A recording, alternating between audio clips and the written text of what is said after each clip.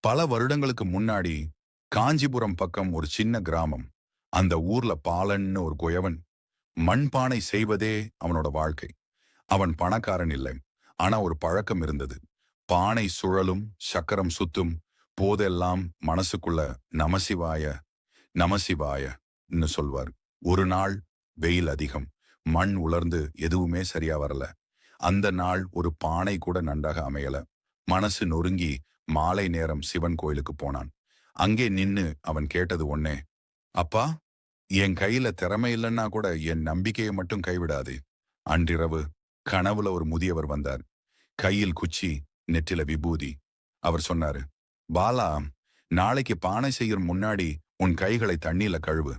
பிறகு மனசு முழுக்க நிம்மதியா சுழற்று. மறுநாள் காலை பாலன் அவர் சொன்ன மாதிரியே செய்தான்.